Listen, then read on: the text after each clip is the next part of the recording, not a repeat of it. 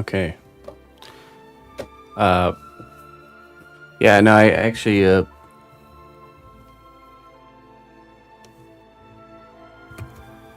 I think it is a driver problem because it's not easy. It's not easy to pinpoint because it doesn't really tell you exactly what it is.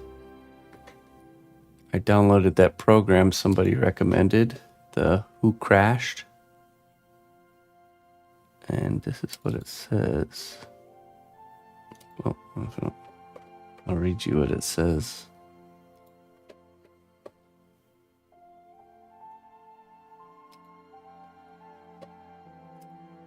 It says, let's see here, let it load.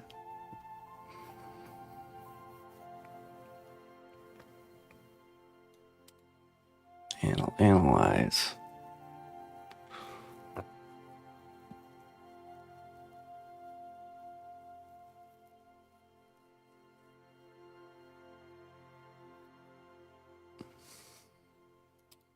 Hey, what's up, Mr. Sib?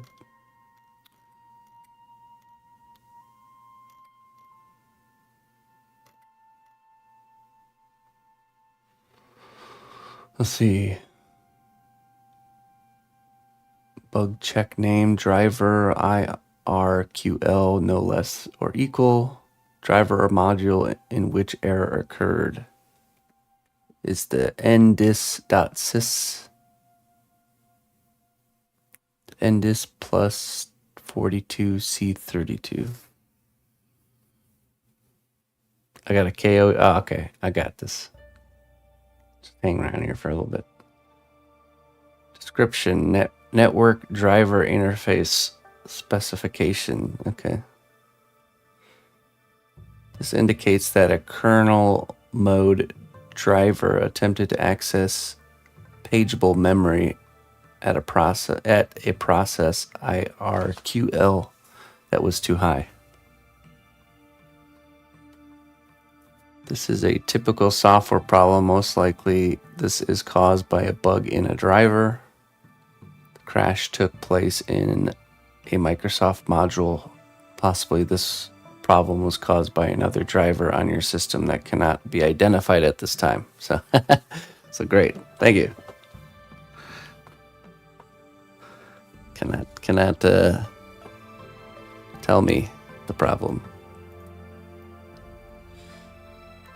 But I know there's a lot of outdated drivers on this PC because they're no longer updating drivers for it. So I'm not sure how to solve that.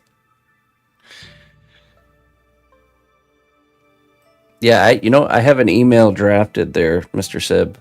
I'll make sure it gets sent out to you, but I do have the email fully drafted and ready to send. Just needs to be checked over.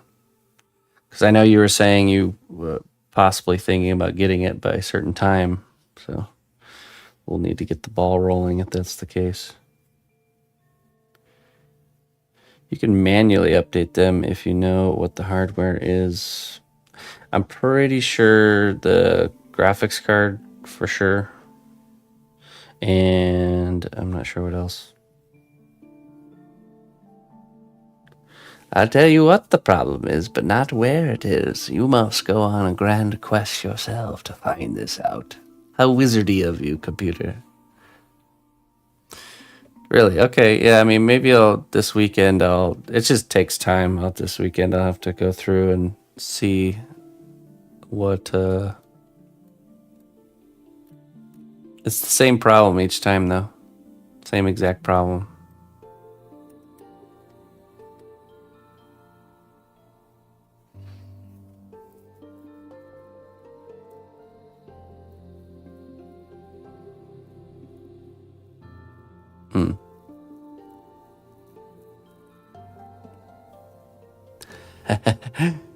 No, it wouldn't make it reach the stratosphere. I mean, maybe we'd be able to make it.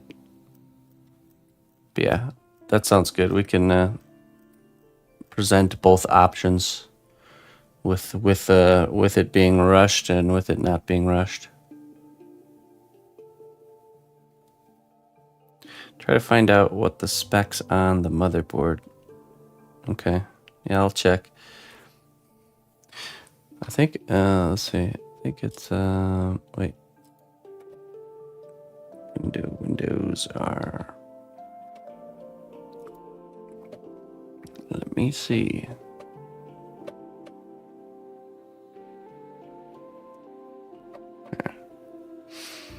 Does it tell me the gigabyte motherboard? Let's see.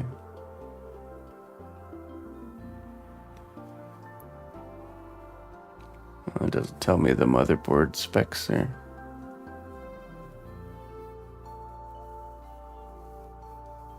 Yeah, I have to open up the computer and take a look.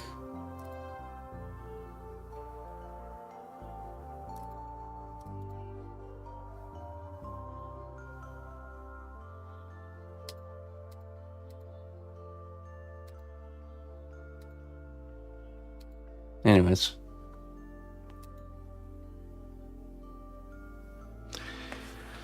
It's, it seems to always happen around the 2-hour marker when we're streaming too.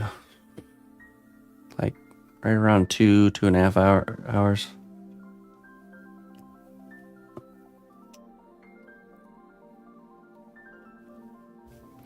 Anyways, let's get back to work. It is a bummer because it really tanks our numbers. Not that I'm really worried about numbers while I'm in Germany, but still is a bummer.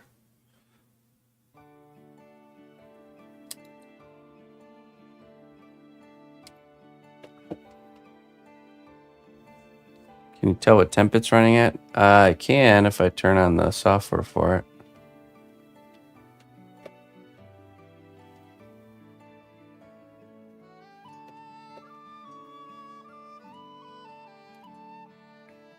Let's see.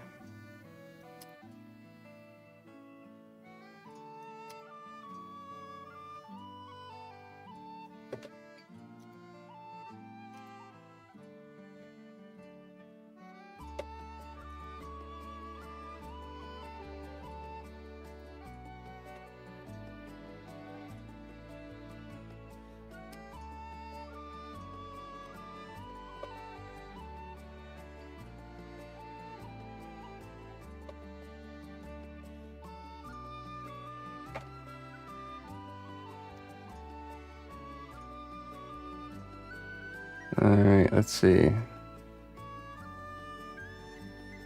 Temperature, CPU.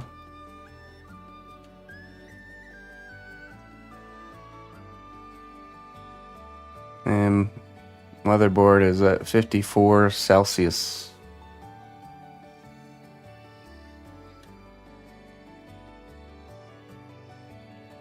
Pretty stable at that temperature.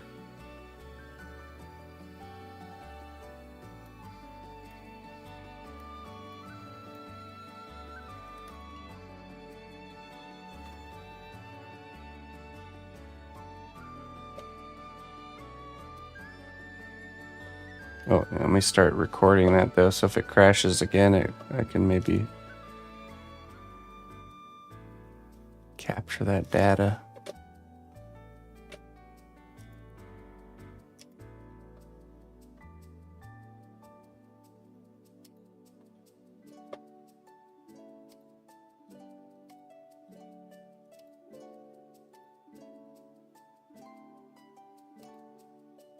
It'll create a crash file.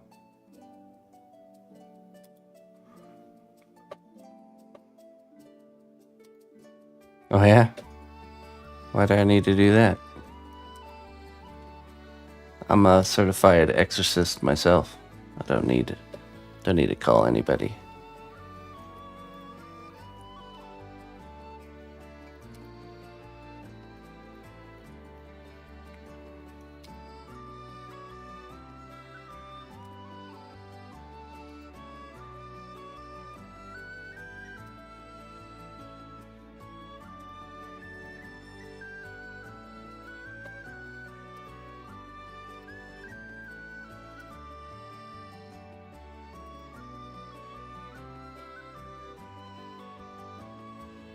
All right, Scorpio said, have a good one, man. Just a moment, almost ready. That's the biggest pain in the butt part, is having to set everything back up. Okay.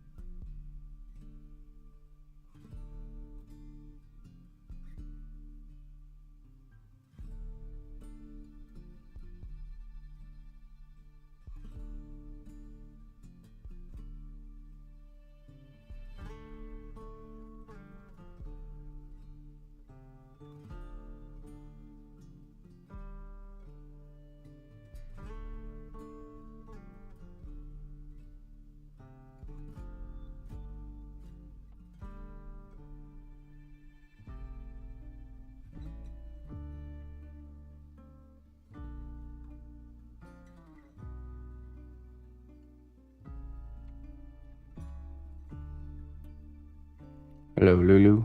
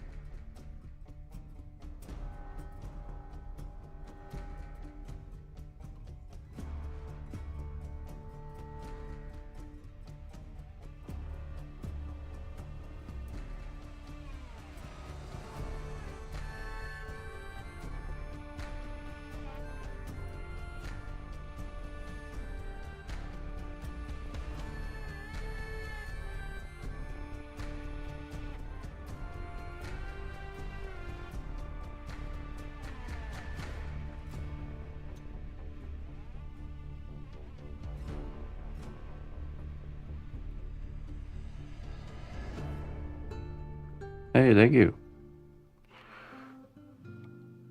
A wandering traveler, huh? Well, thanks for wandering on in.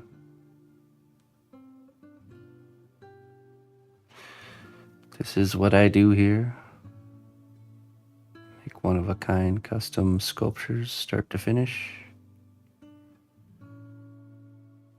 Live.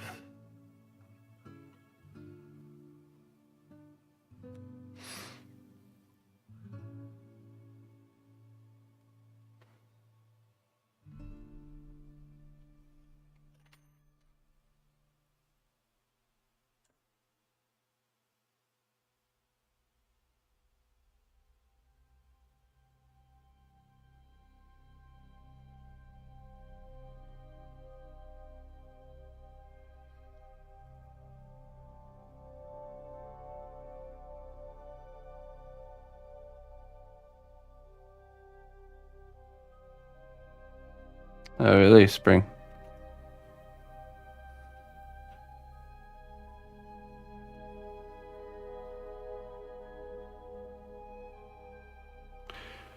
Perhaps she's enduring a life storm right now.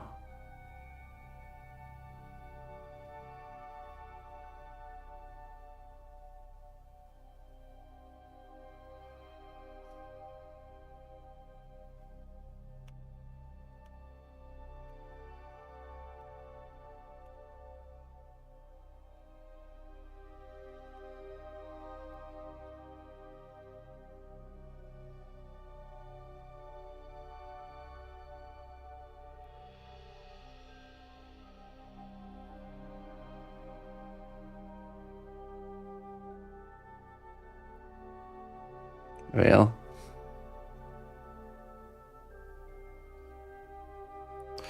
the life storms don't stop.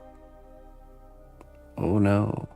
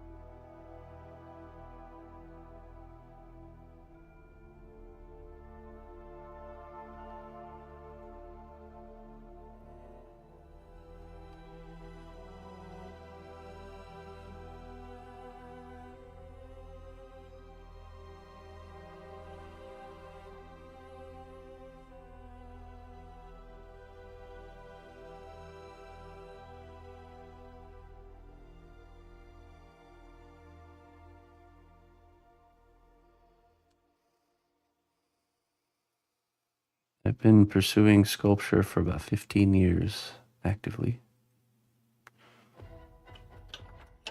As an adult, and then some experience on and off through my youth as well.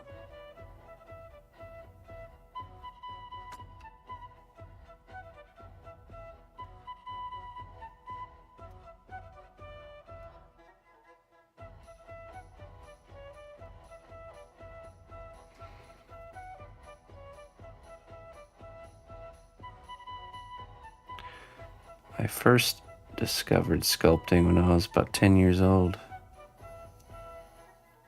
The first time I kind of really fell into it.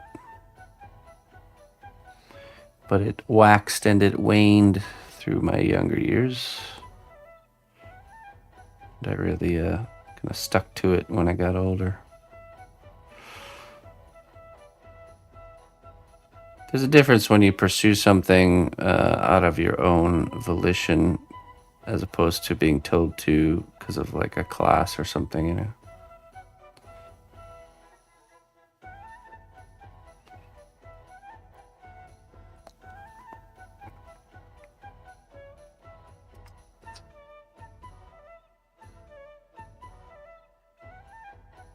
When I had first discovered it when I was 10, it was just because I wanted to.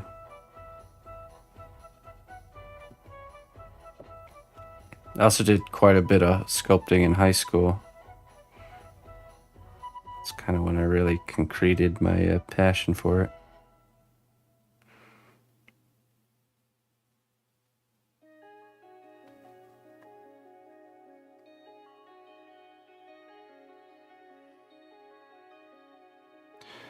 Yeah, you know, it's like all the roads kept leading back to it, you know, kind of thing.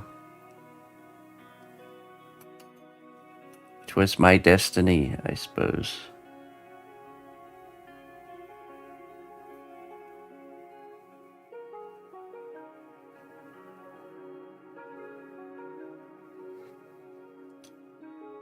To discover the thing I am passionate about at such a young age, and to keep at it.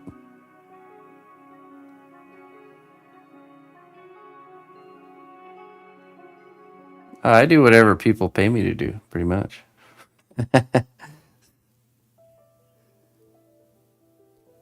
Or companies. I do work for companies sometimes too.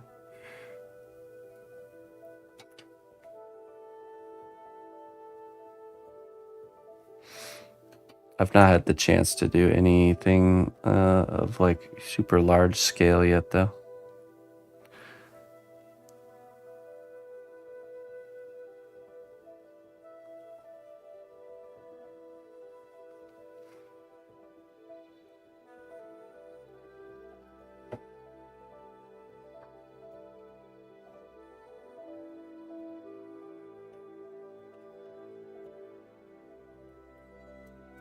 Yeah, just wandered on in and never left. Like some pub out in the middle of nowhere. Car broke down. Closely, traveler, to what I say. Twitch Prime does not even cost a dime. Hey, thank you so much. Thank you for that Prime sub. Actually, don't have my activity feed up. Let me grab that really quick.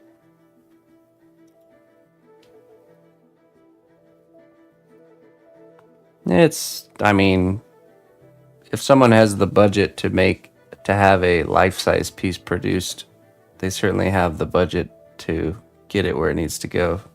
You know what I mean? It's not, people ship really large things all the time. It would probably just be like crate shipping, where it has to be like forklifted or whatever, packaged up in a wooden crate.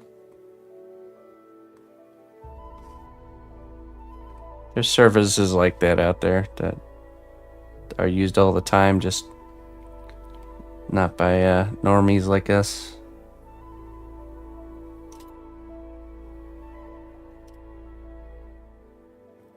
Worlds within worlds. Honey Paws, thank you so much for the 4 months. I appreciate it.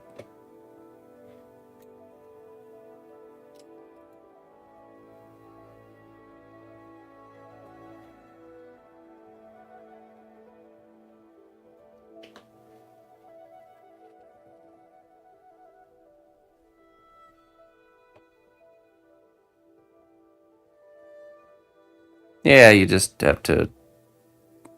You build things. You don't worry about it because you build things in a way that you don't have to worry about it.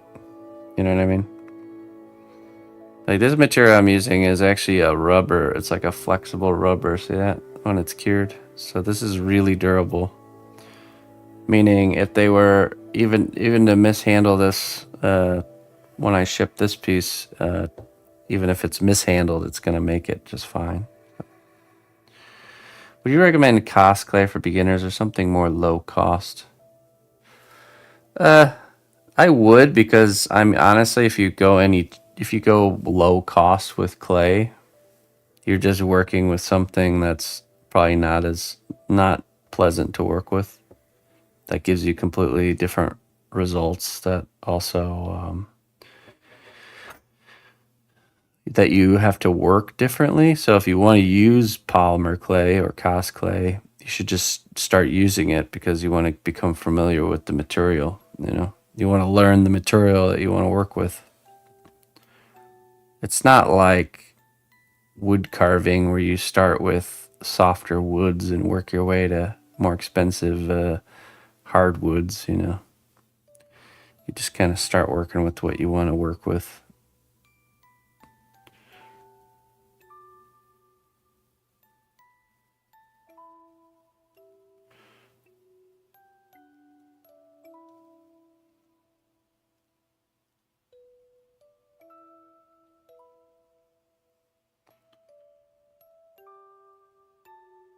Yeah, it's flexible.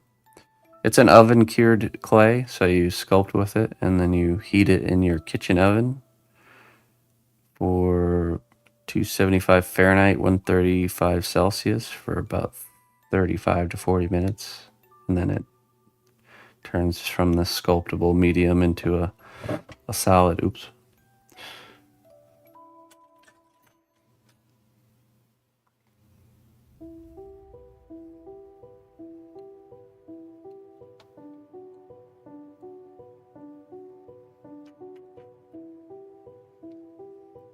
Okay, now we gotta make the feathers. All right, thank you. Wow, thank you very much. Now, are you coming from outside of the US? I'm imagining, because it is more expensive for you guys, unfortunately. But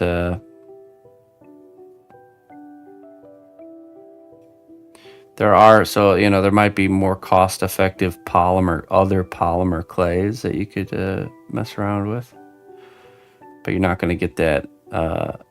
You're not going to get the flexibility that you get with cast clay. That's the only downside.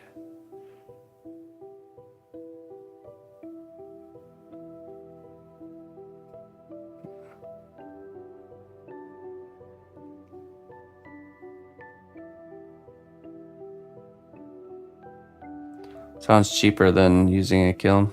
It's, yeah, I mean, it's a very low temperature and it's just a normal kitchen oven. The benefit of the kiln, though, is the clay that you use, like ceramic clay itself, is very inexpensive.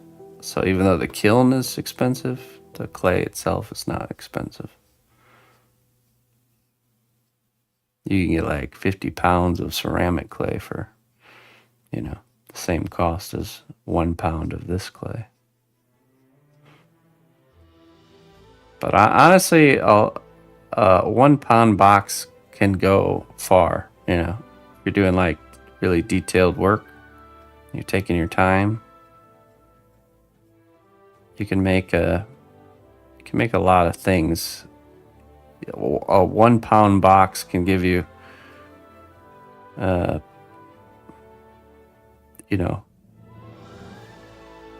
many hours of sculpting time.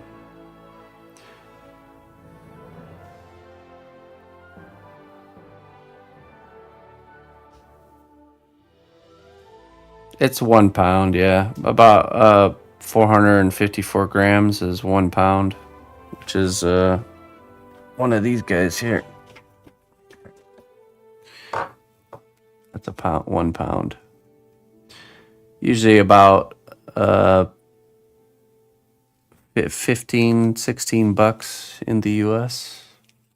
Probably double, if not triple that in overseas, depending. But even at that price, I see the value in it. I think it's definitely worth it. So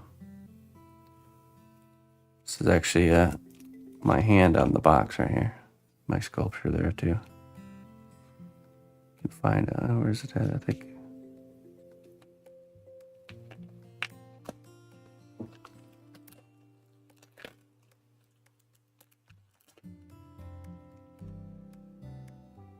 Right there. Christopher Cnotbusch. Cnotbusch.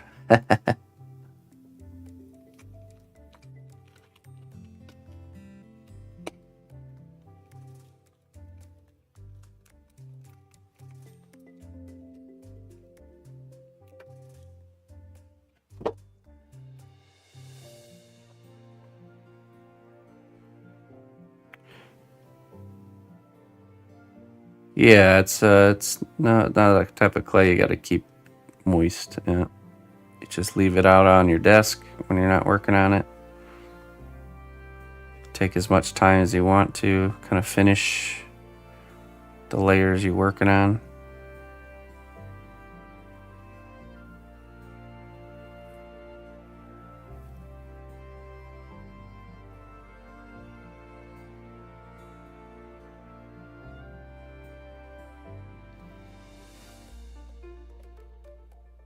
No, it's not air drying. It's an oven baking clay. Welcome.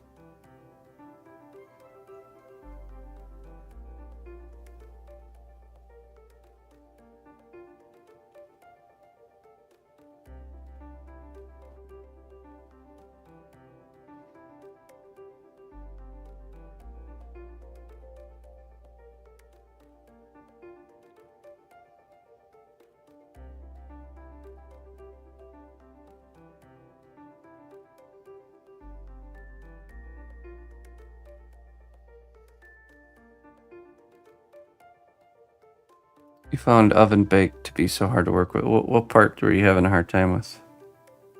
In particular, or did you like the consistency of the clay, or? Hi. I do, yeah. I paint, and my wife actually helps with a lot of the painting. So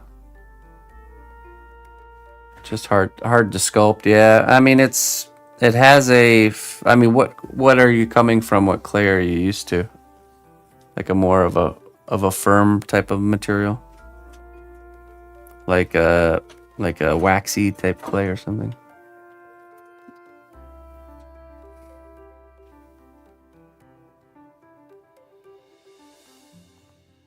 There's a natural kind of stretchiness that the clay has, almost like a stretch. Straight from classic. Okay, so it's usually softer, much more smoother. Sorry, I heard that it's like kids in the song. So. But see, I use the stretchiness to my advantage. See how I stretched out these like really thin feathers?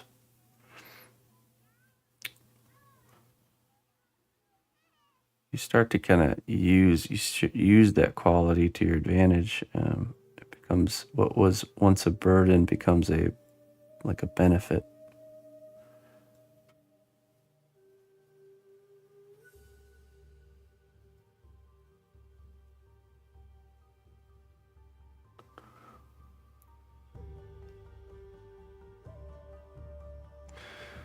This one is more expensive than air drying, at least where I live. Yeah, oh yeah, for sure. It's more expensive, but it's better.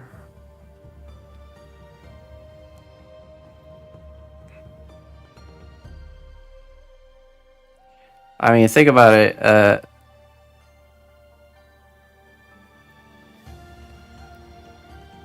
It's about the experience of sculpting and making things the way you want to make them.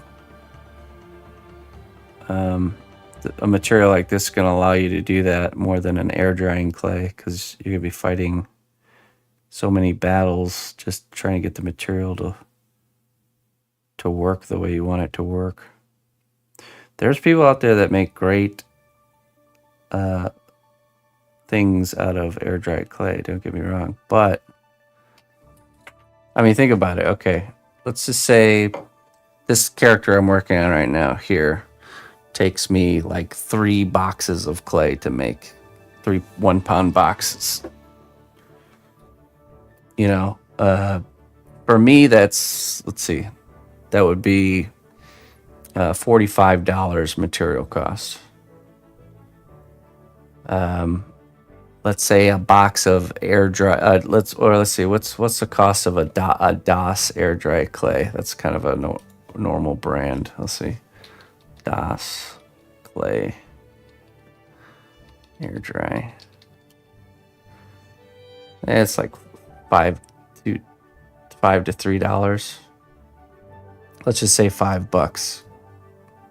So the difference is $15 total cost on a project, or $45 total cost on a project, but the end result's going to be exponentially different. You know, one is going to not look nearly as good as the other, and you're going to have much harder time with the one than the other. So that extra $30 is worth, to me, it's worth that paying extra $30 to not have to deal with DOS air dry clay. So I would never in a million years choose to use a cheaper clay that is worse than to spend more on something that's nicer to use, that will give you a better result, you know. So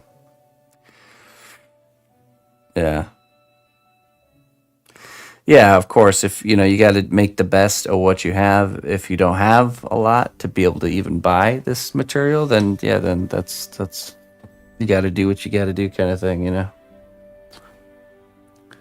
I would almost, to the point, rather not sculpt than use DOS, or like not buy any DOS and save that money to actually just buy some good clay, you know, than to struggle bust through DOS. But that's just me personally. I'd go, go pick up an extra side job trimming somebody's hedges or something just so I can get the clay I needed. And I say that because I come from this exact scenario, okay? So when I was starting, I only had a part-time job making like minimum wage, had zero money pretty much. And you know, if you're really adamant, you can figure out a way to make it work. So I think the key is to get whatever your hobby is, to get it a self-sustaining state where the money, like whatever you're producing, you're selling it and you're making back at least the material costs. Then you can pay, you can practice without it costing you. Do you know what I'm saying? Where like you're learning to sculpt, but it's not a negative on your pocket, you know. Unemployed at the moment, yeah. Yeah, but there's, you know, all kinds of things you can do for some extra money here and there, you know what I mean? There's always a way, my friend. There's always a way. But yeah, I think that's what was really crucial for me when I first started, was that I did figure out a way to make some extra money with my sculpting, almost out of the gate, almost right away. So it became a hobby that was paying for itself almost immediately. It wouldn't have persisted. I think it probably wouldn't have persisted if that wasn't the case, you know. Yeah. And we all have things. We all have things we spend money on that's, you know, probably not beneficial or not really necessary. Even small things really can add up. So just little disposable income things. But yeah, I remember it was actually the first sculpture I had made getting back into sculpture in that situation. I sold for $50. That was my first piece that I made, and I sold it for $50. I took that $50 and I went to the store and I bought more clay, more tools, more stuff like that. And then I just did it again. So yeah, right. No. Definitely not. Nice, Charlene. Yeah, there's definitely nothing wrong with that. I'm just saying there's we have to stop letting little things stopping us from doing the thing that we want to do, you know, because life's short, friends, and there's always a way to make it happen, you know. But it's very easy to get a little bump in front of you and let that little bump stop you from going, you know, from doing it. So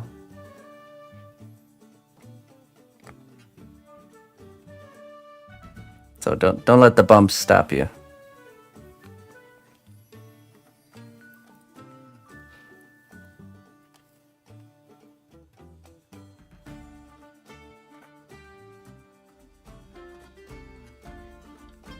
The saying, if there's a will, there's a way, is a true thing. I know this.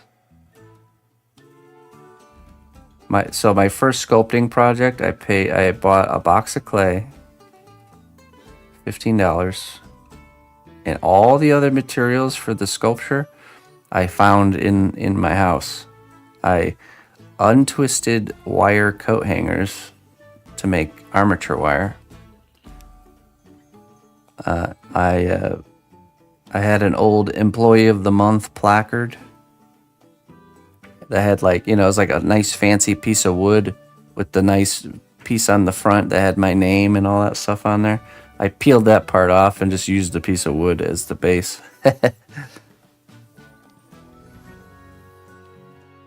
Tinfoil.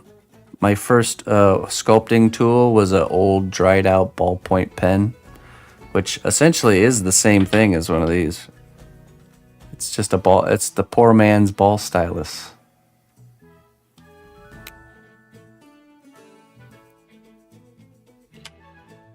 So So I spent $15. You know, you have to get the clay. That's the thing. You can't really cheap on the clay. Got to get the good clay. Everything else you can figure out. And then yeah, I spent about $15 on my first project. I sold it for $50. Went and bought more stuff. Made something else. Sold it for like 120, I think.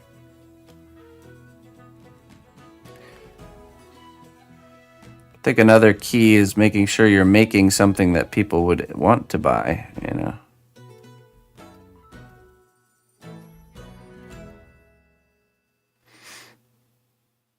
Kitchen knife and toothpicks, yeah, for sure. Whatever. A lot of the stuff I even use today is just objects that have been repurposed for what I do. That's the mindset you have to have, where you look at the world around you and you see materials and tools. You don't see things the same way. You start to see value in things that people don't.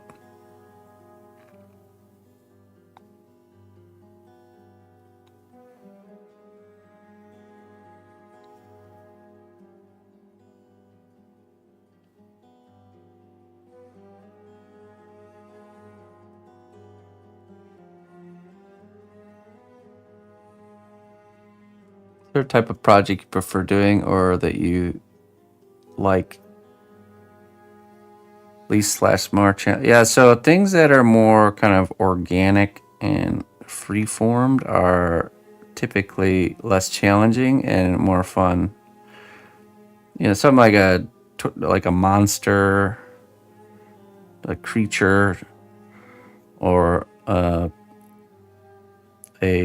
original character tends to be more fun, because you're just it doesn't have to look like a very specific certain thing to be correct, you know. And then as you get more specific, the difficulty gets harder. So like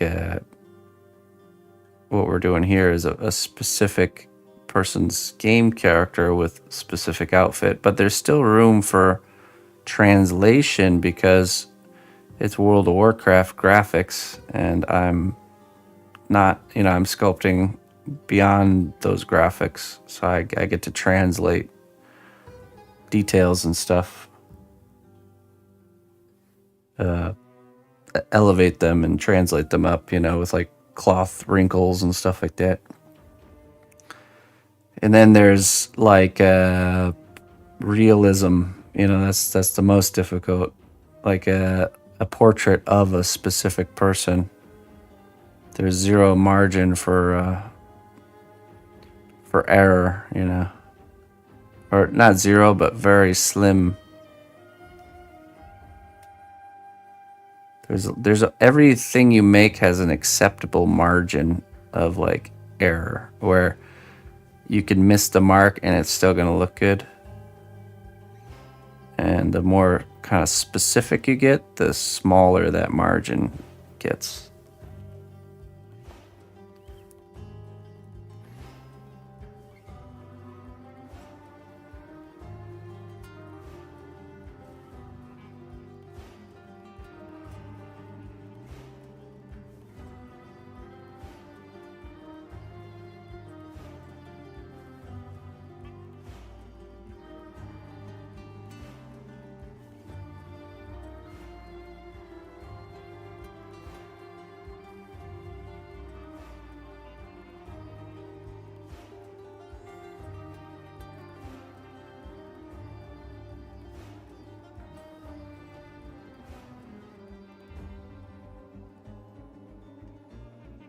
Yeah, likenesses are very challenging.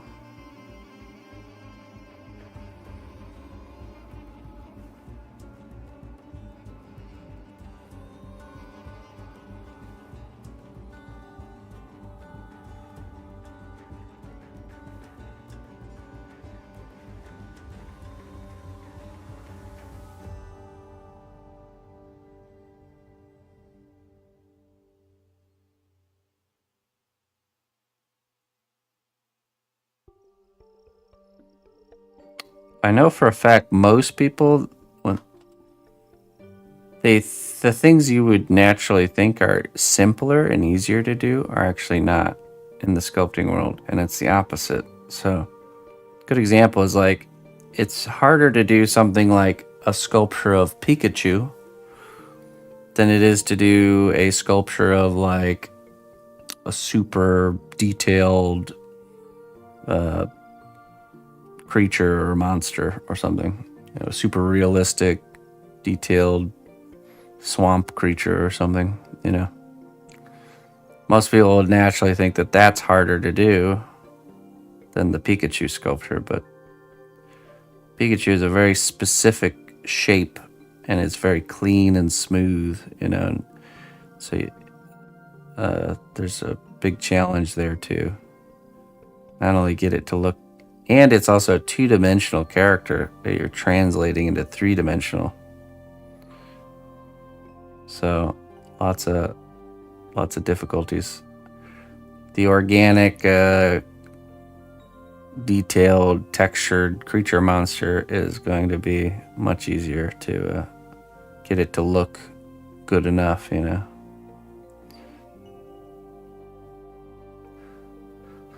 That's the reality. We're striving for good enough. We're not striving for perfection. There's no such thing. We get things to the good enough level. The key is that your definition of good enough will change as you progress. What was good enough before is not good enough anymore.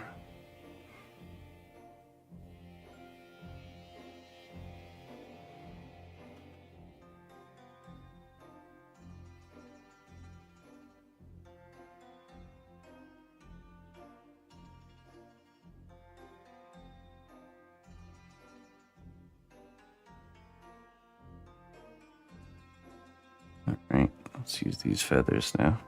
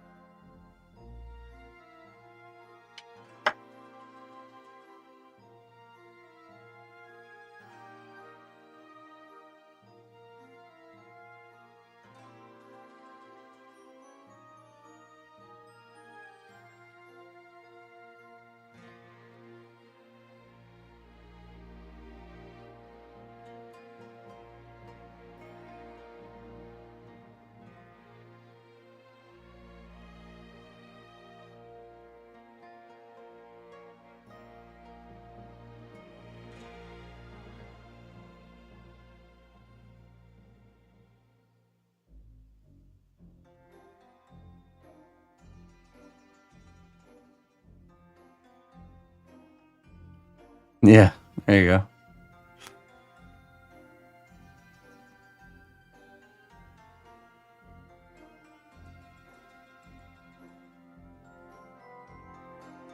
It's also another common kind of misconception is that, especially when I'm dealing with clients and like figuring out prices and stuff, is that the size of the statue will, like, if you reduce the size of it, you know, like 2 inches shorter, that it's going to affect the price significantly, you know. This like idea that if this, even if this was 6 inches smaller, like half the size, well, I still have to render and sculpt all these details, each limb, the head, you know, I still have to do everything. I'm just doing it on a smaller scale, you know, so it doesn't affect the price as much as people would think, because it doesn't affect the time as much. It does a little bit. There's definitely time saved when there's less surface area to texture, but so the real true way to reduce cost is to limit the composition. Like, for example, a bust of her from the waist up would be way less time, or probably half the time as the full character.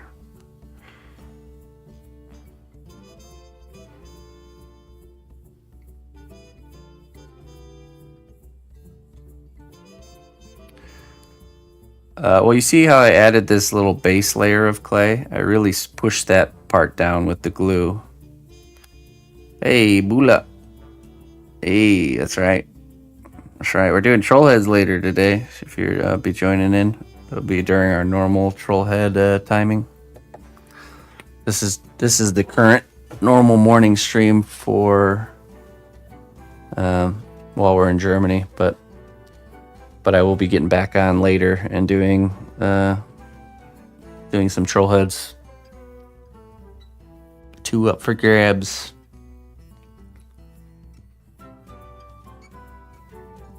So the clay will stick to the clay very, very easily, you know. That's why. But like, if I was trying to attach these feathers to this, if I was trying to attach the feathers to this hardened material, it wouldn't stick very well. So that's why I add a base layer of fresh clay first, and then I stick this to here, and then you'll see I'm going to go over it. I'm going to overlap it with the material that becomes kind of like this cloth here. So, and then yeah, that's definitely firmly attached at that point. Which I think that's kind of where we're at.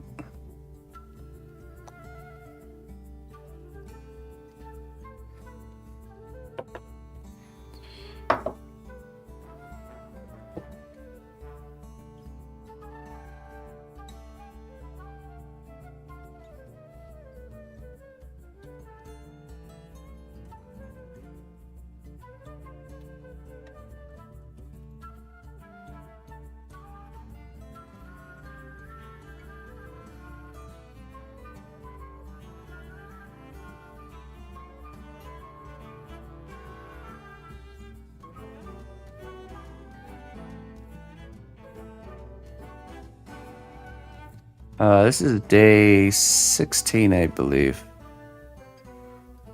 Maybe average. Maybe the average working time is like 5 hours per day. So 5 times 16. You can math. Someone can math that out. Roughly.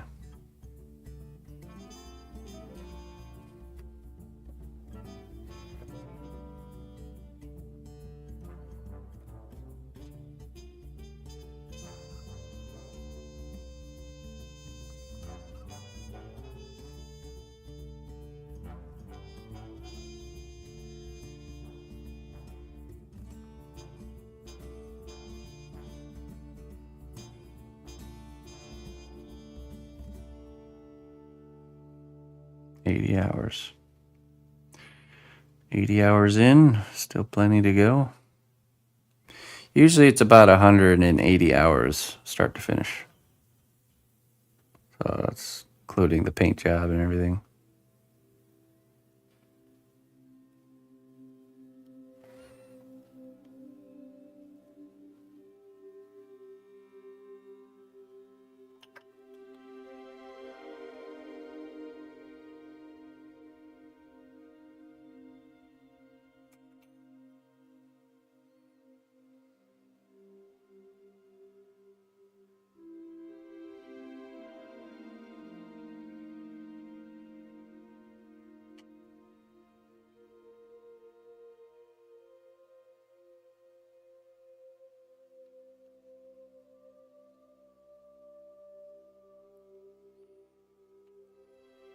A lot of work.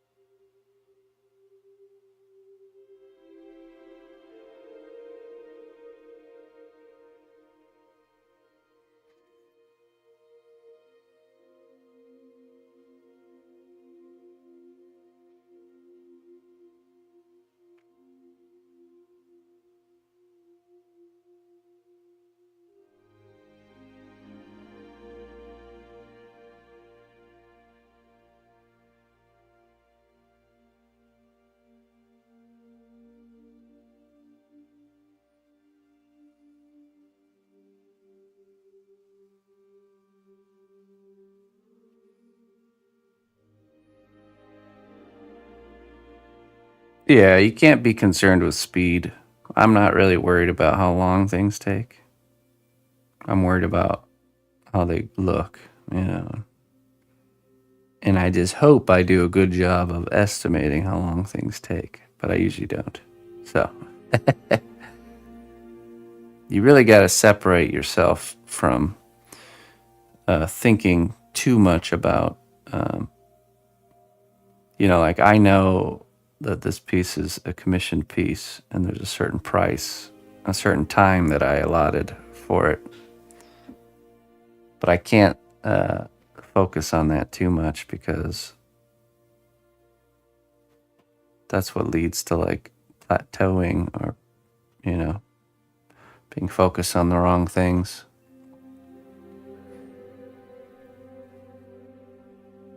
It's a balance for sure. It's like too much one way or the other is problematic. Because also can't be too laxed with thinking about how long things take. Because then I find myself financial troubles, But I think for me, most of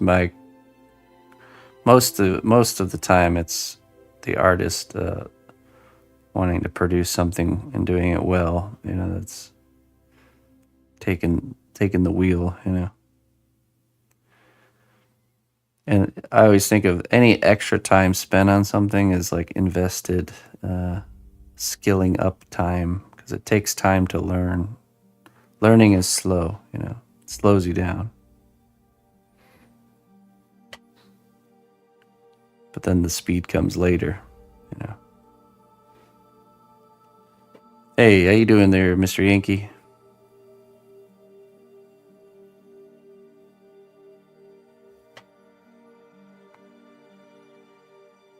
And the skilling up is the driving force behind all of it. It only works because of that, because of the skilling up.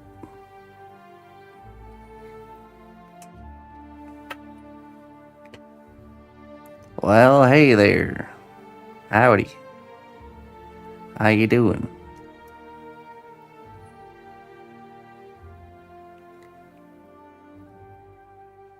Or like the Deutschlanders like to say, Guten Morgen.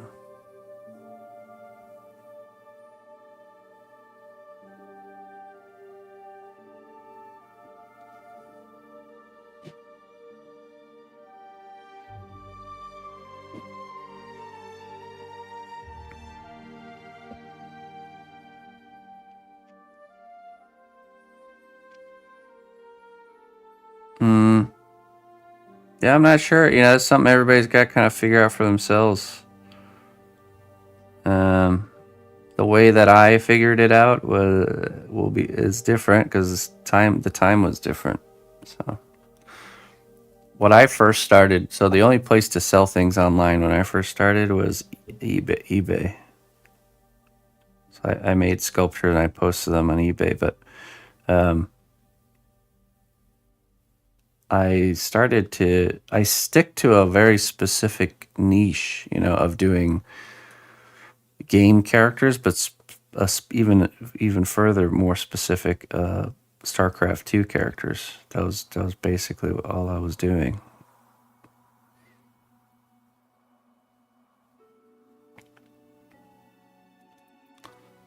So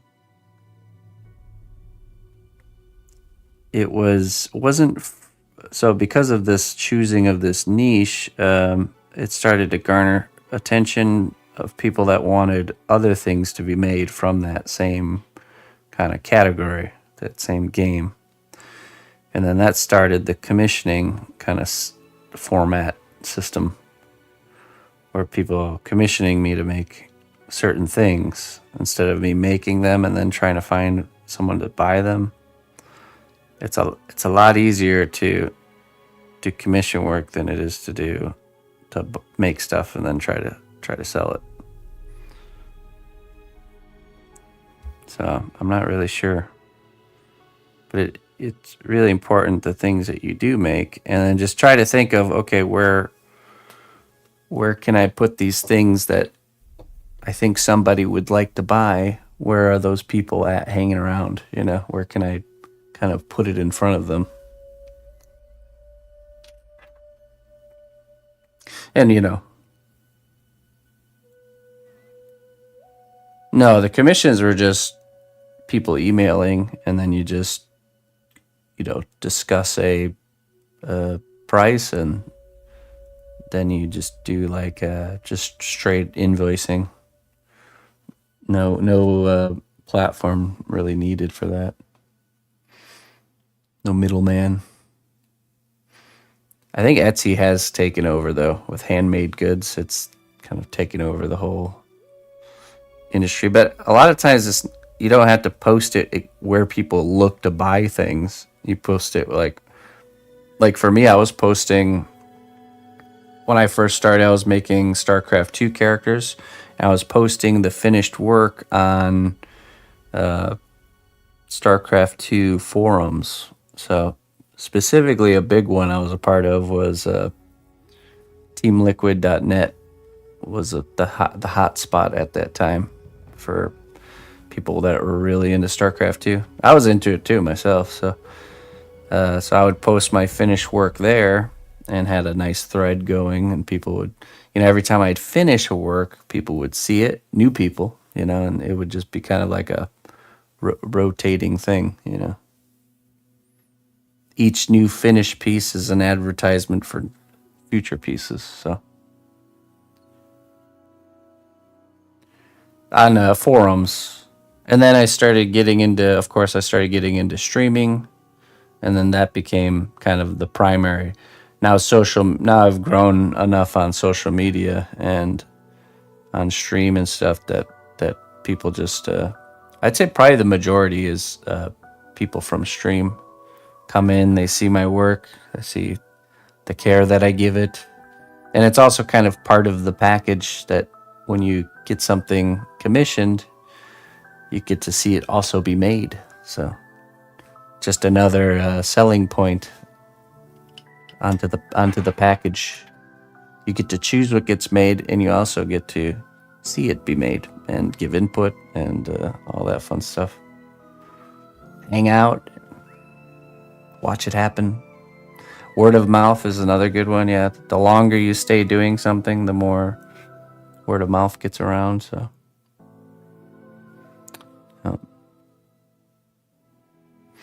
speaking of which, later today I will be performing some commission work in the form of troll heads. These are a small character head that we do in one sitting, and you can commission any sort of character. It can be made up, it can be a prompt, it can be something known, and I will sculpt it, and they get painted by me and my wife, and they come in a nice collectible wizard box with numbered and signed little certificates. So definitely tune in later. We'll be doing these at 6 p.m. Germany time. We're doing 2 a week while we're out here. There's the box right there. And 2 a week. They cost 75 for a painted one and 50 for unpainted. So 11 a.m. Central Time, 6 p.m. Germany time.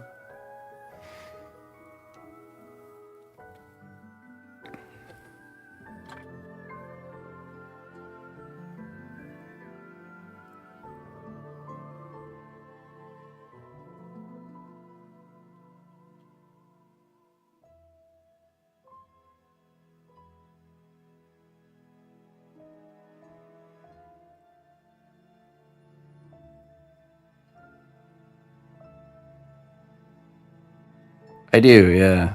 Yeah, me and my wife met actually right here on the stream. She started off as a viewer. She was just a viewer like yourself. And she majored in film and motion design, and she's very good with cameras. Photo editing and photo taking and video editing.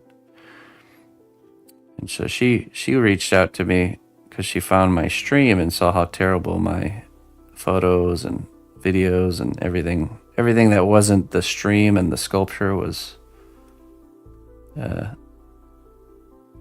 very bad. So she really liked my work and wanted to help. So she offered to give me a hand with making my photos better of my finished works. And then that's kind of what got us talking, got us starting to hang out. And then it became something special.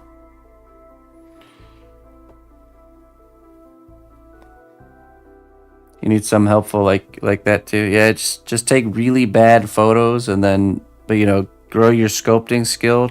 So your sculpting skill is really good, but then everything around it is not very good at all. And then just patiently wait. No, that's not how it works. I don't think things like that just don't work the same way. It is. Everyone has to find their unique way. You can't find anyone in your area. Oh yeah, I didn't either. She was in Germany and I was in America. We had a big thing thing called an ocean between us. But we said, you know what? We don't care. We'll try this. What do we got to lose, right? If it's the real deal, it's worth whatever obstacles in the way. I'm 50, no time to wait. True. Unfortunately, with stuff like that, it's not like you can really force it to happen, because that's how you end up in situations that are not good for you. When you really try to make something happen, make something out of nothing. So it's like, be careful what you wish for thing,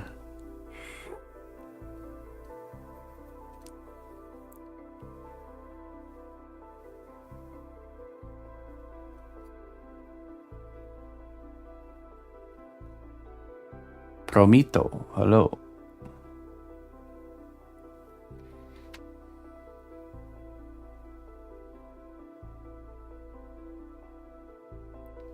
Being in a wrong relationship can be very, very not good.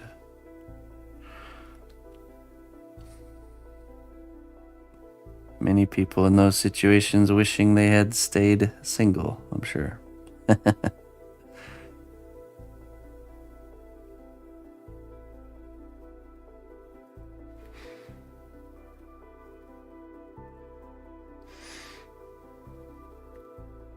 Yeah, that's really what it was. I was not intentionally trying to find somebody. I was just focused on myself.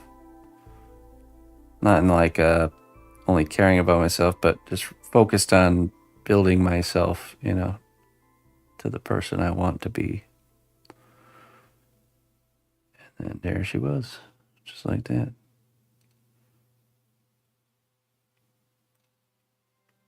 You have to be okay with being by yourself.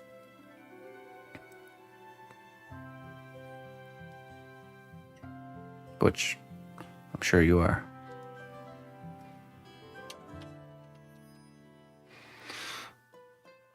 Hey, Bear, how you doing?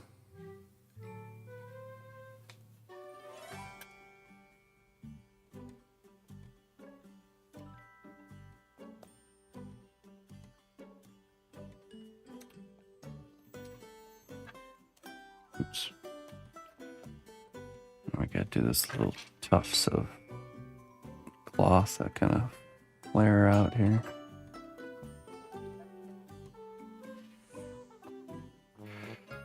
We all have one. A great struggle. A mountain to climb that you reach the peak of, and you celebrate and have a good time for a little while, But then you look behind you and there's another mountain that you're at the base of.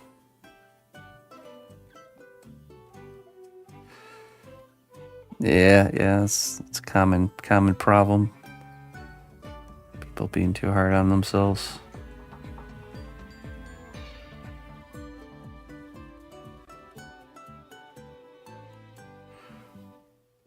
Is it too much? It's too much.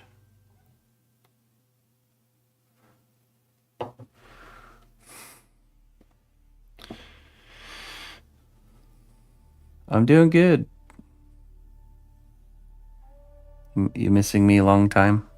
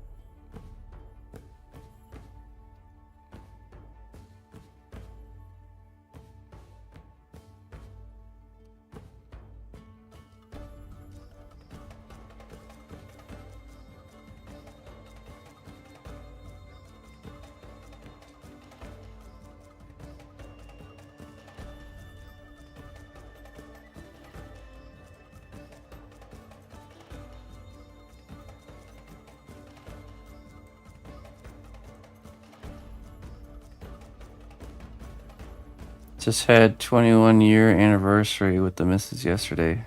Relationships are a commitment. Yes, they are.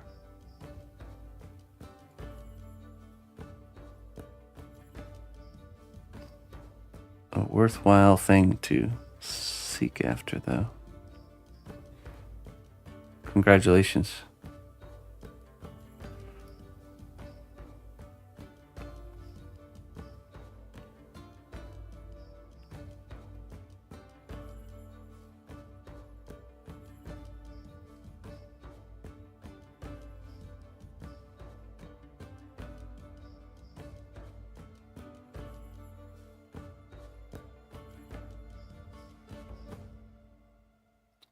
Yeah, I mean, the secret is you got to use this glue here. So you see me paint it on the surface before I stick it on there. That really helps it stick. And then when I cure it, it really kind of solidifies it. Hey, what's up, Funka? That's true. Yeah, it has to be both. Exactly.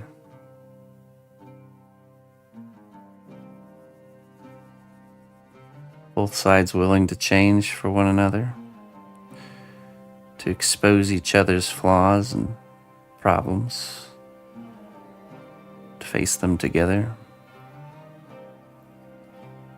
Contact glue? No, it's a polymer clay glue.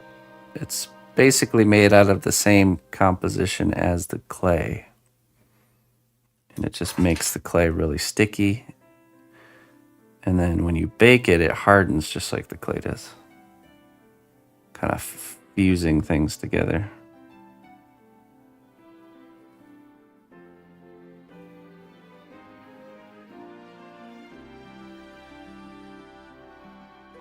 Just waking up. It's a brand new day. Well, good news is Friday, and you'll see me later today as well, Funka. Come tune in later. Be doing troll heads. Be getting on in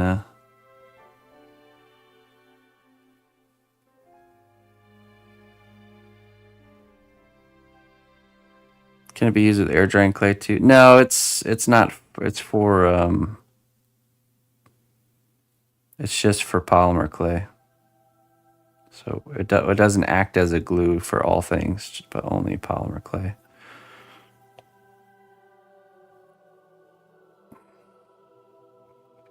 What type of air dry clay do you use? Is it ceramic or like a paper mache clay? Maybe there's some sort of way you can use something else.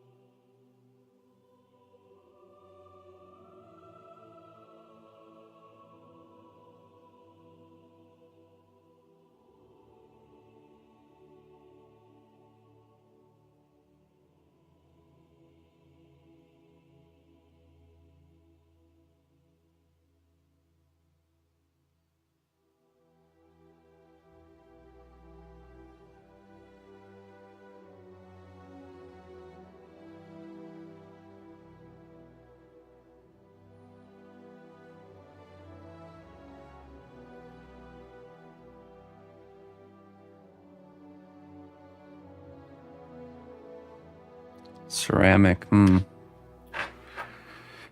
not sure. I mean, that is one of the difficulties with ceramic is getting things to attach. You always have to do the scoring and all that stuff.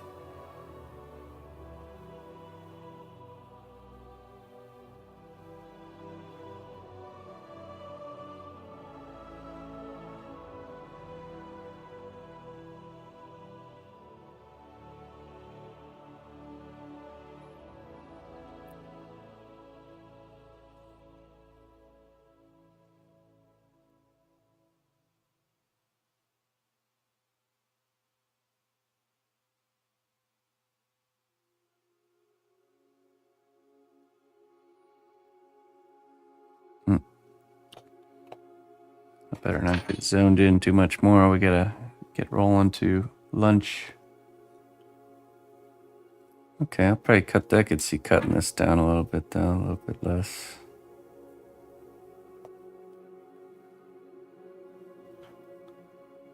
Mittagessen.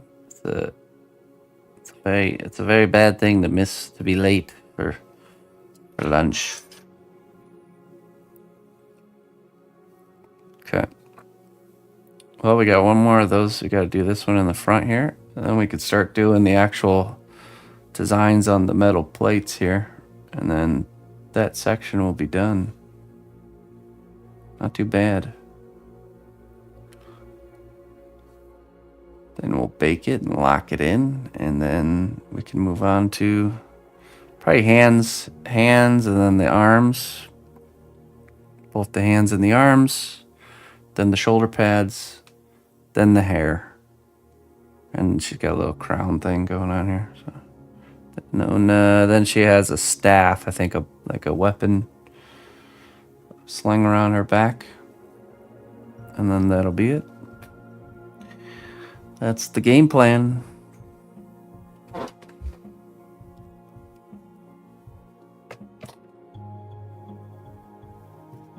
Okay, guys, make sure you tune in probably about 4 or 5 hours from now. I'll be starting the stream, but 6 hours from now, I'll be doing the troll head. So there's 2 spots available. If anyone wants to claim one of those, that'll be your chance. I think we only have how many more Fridays I have here in Germany? Let's see. Today's the 24th. So there's still 2 more Fridays after today. So.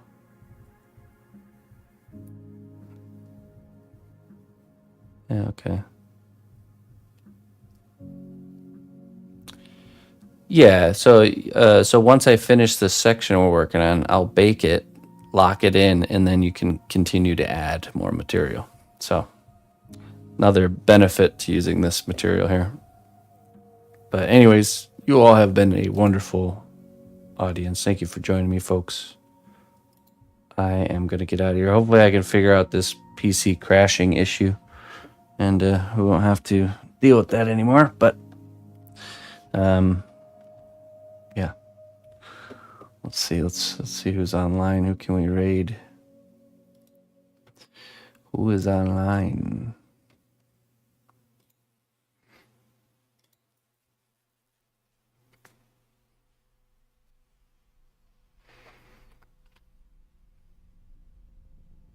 Yeah, definitely different than air drying for sure.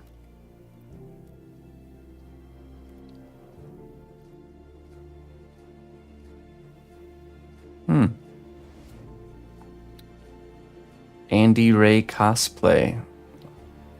Let's go raid someone doing some cosplay, costume design. Let's do it.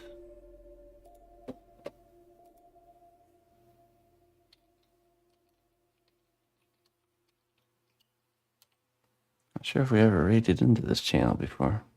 It's all different people at this time, but anyways, till next time, friends. Bye-bye.